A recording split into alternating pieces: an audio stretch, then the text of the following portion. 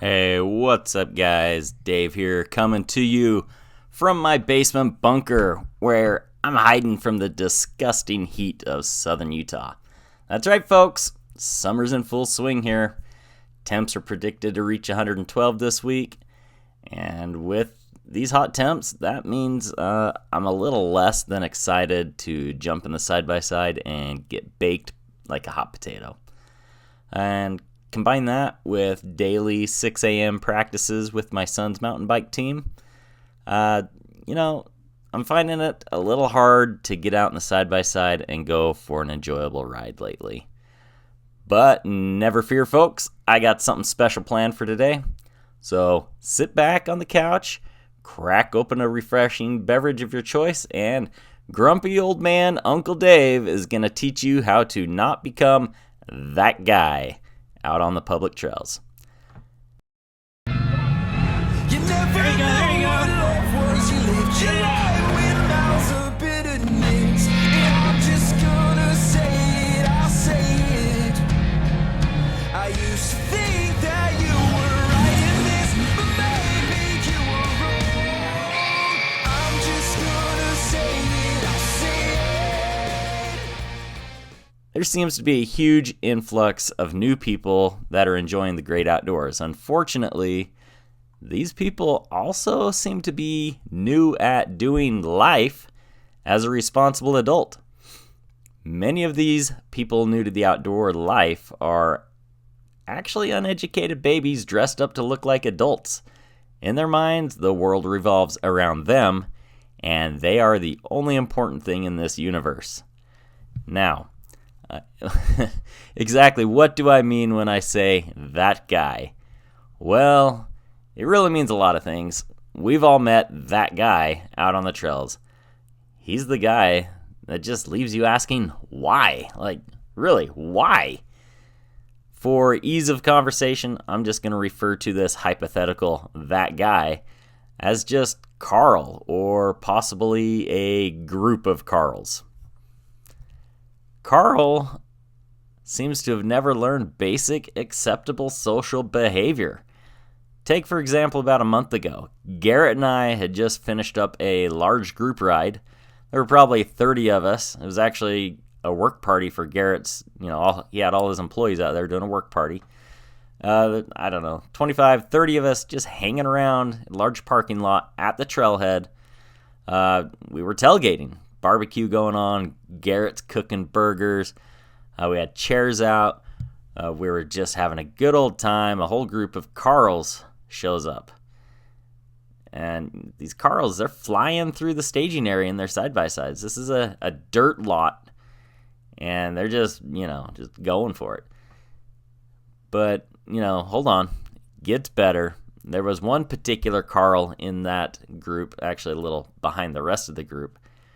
And this Carl was driving slowly, and he proceeded to drive past us, and he waved. He actually waved at us when all of a sudden he hit that rock sprayer pedal, and he peppered our entire group with gravel as he whipped the back end around. Like, this was a purposeful move on his part to just be a complete Carl. We were left kind of flabbergasted. It was a work party, so we were just kind of like, let it go, whatever. Freaking guy's a douchebag, whatever. So, freaking Carl, he never learned to keep the dust down around groups of people, and his mom didn't hit him with the fly swatter enough. So, in short, it's important to keep your speeds down, be mindful of the dust that your tires are kicking up around people. And honestly, I'm sure if Carl would have had the roles reversed, I don't think he would have been pleased if we had done that to him and his group of people that he was with. Another thing Carl never learned was to clean up after himself. We find evidence of Carl's presence every time we go out. We find his beer cans and beer bottles everywhere. When he gets tired of drinking beers, he might actually drink some water, but he'll throw that bottle out as well. When Carl blows a belt up on his trusty side-by-side, he makes sure to leave all the garbage on the trail as well. Unfortunately, Carl never realized that his mother can't clean up all of his trash all of the time. So it's left to the rest of us to try to make up the difference. So, guys, don't be a Carl and don't leave your trash everywhere. Let's pick up our garbage and some of Carl's also. Let's try and leave things better than what we found them. Like we always say, if you pack it in, then pack it out, plus a little bit extra. Oftentimes, I wonder if Carl is blind. Judging from the tire tracks I see all over the place, except on the trail, he must be blind. Otherwise, I can't see any reason why Carl would be driving his truck, his side-by-side, his car, motorcycle, or any other motorized vehicle off the established trail. My other two theories is that Carl has only ever ridden on his own private property, or he comes from the land of off-road parks where you can ride wherever you want and tear up any hillside you want. Guess what, Carl? Out here in the West, and honestly, most likely every other place, we like to preserve our land and not just tear it up. We'd like our kids to enjoy it. We'd like their kids to enjoy it.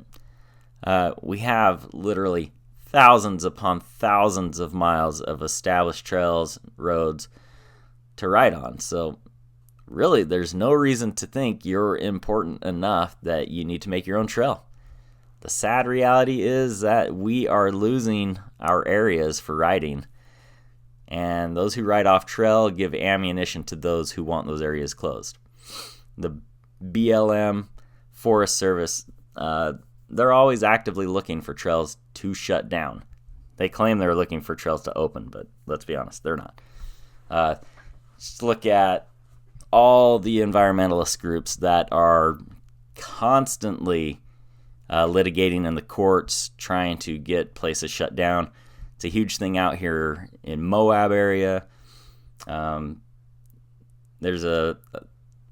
called SUA, Southern Utah Wilderness Alliance.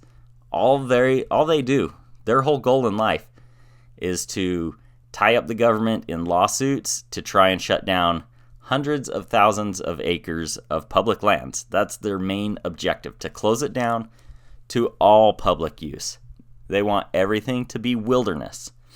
And so when people go driving off trail and they leave their garbage everywhere, they have people full-time that all they do, they're out there in the wilderness. They're taking pictures, they're tracking people, they're doing all this.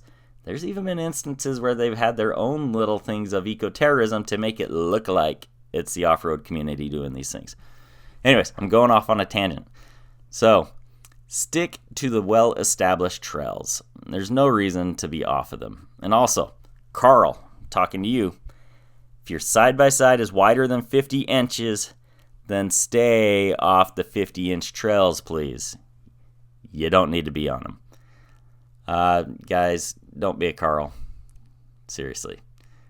This goes for you motorcycle guys, too.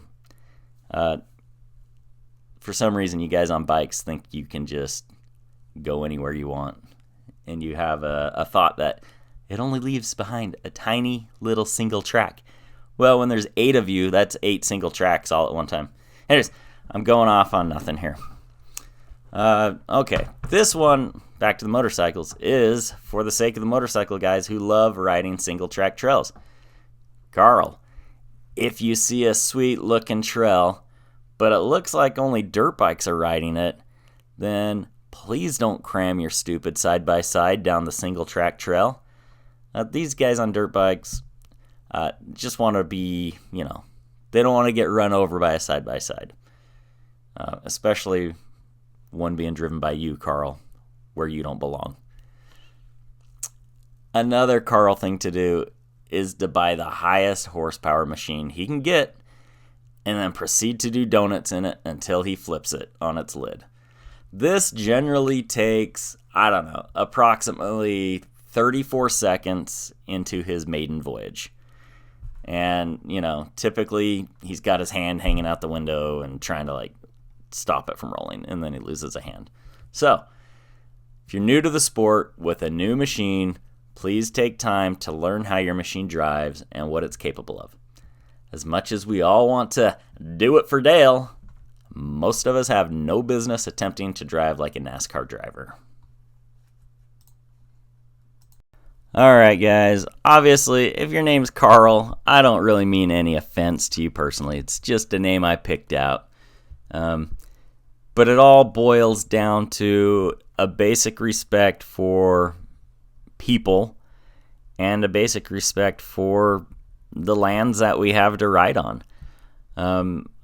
I can only give my opinion on my experience, and my experience is out here in the West where we use public lands. We don't ever ride private property or anything like that. So I'd appreciate it if everybody can do their part to take care of the lands that we ride. Stop leaving garbage everywhere. If you blow a belt, pick up the pieces. Please don't throw out your empty containers. Don't drink and drive. Seriously, that irritates me. People that can't enjoy a day without drinking and driving, I don't know. I'll just say it. There's something wrong with you. Hate me, I don't care. But yeah, basic respect. That's all we're asking for. That's all we need. Until the next one, guys, we'll see you then.